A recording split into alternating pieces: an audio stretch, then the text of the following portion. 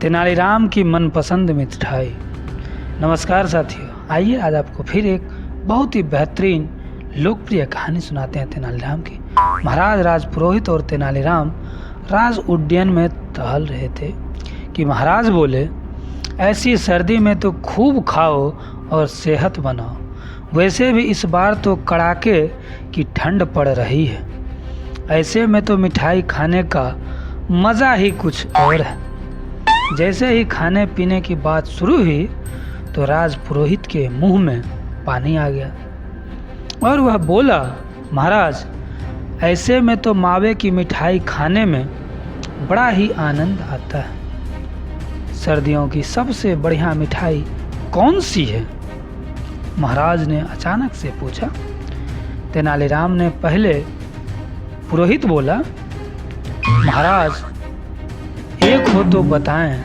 काजू, पिस्ते की बर्फी, हलवा, रसगुल्ले आदि बहुत सी मिठाइयाँ हैं जो हम सर्दी में खा सकते हैं।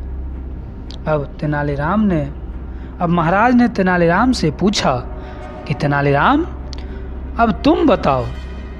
तब तेनालीराम बोला, महाराज, आज आप मेरे साथ चलना। मैं आपको अपनी मनपसंद की सर्दियों की मिठाई खिला दूँ। कहाँ चलना है?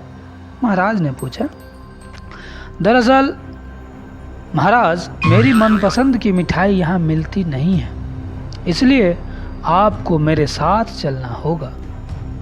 महाराज ने कहा, ठीक है, हम तुम्हारे साथ चलेंगे।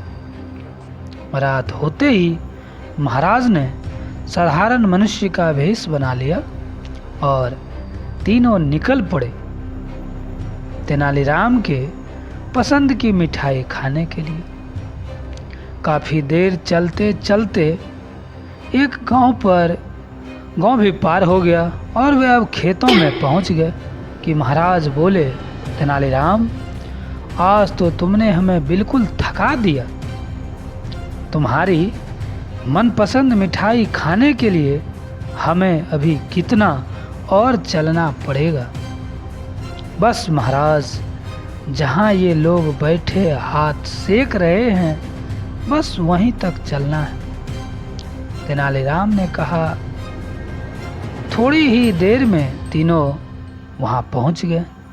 तेनालीराम ने महाराज और पुरोहित को वहाँ रुकने के लिए कहा और खुद थोड़ी ही दूरी पर स्थित एक कोल्हू में जा पहुंचा, जहां एक तरफ गन्नों की पिराई हो रही थी और एक तरफ बड़े बड़े कढ़ाओं में गन्ने का रस पकाकर ताज़ा गुड़ बनाया जा रहा था।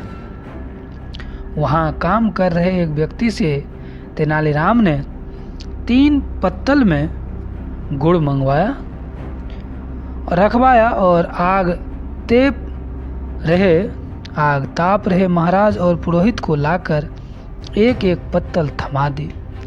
महाराज ने जैसे ही गर्मा गर्म गुड़ मुंह में डाला तो वे बोले, वाह, क्या मिठाई है। सच में तेनालीराम, इसे खाते ही हमारी तो सारी थकान उतर गई।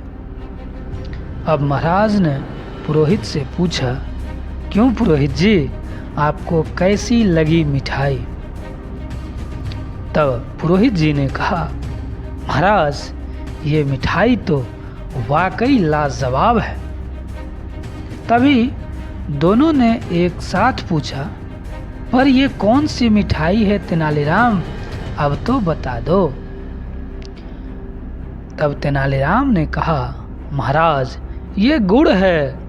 गर्मा गर्म गुड़ किसी मिठाई से कम थोड़ी होती है। तेनालीराम ने जैसे ही ये बात बोला तो महाराज और वो आश्चर्यचकित रह गए।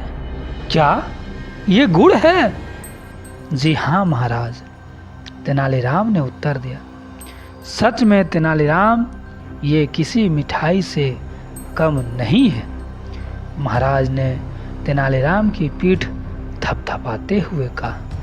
साथियों, अगर ये कहानी आपको अच्छी लगी हो तो हम इसी प्रकार के अनेकों कहानी बनाए हैं और बनाते हैं। चैनल सब्सक्राइब करने में सेकेंड भर का भी समय नहीं लगता है।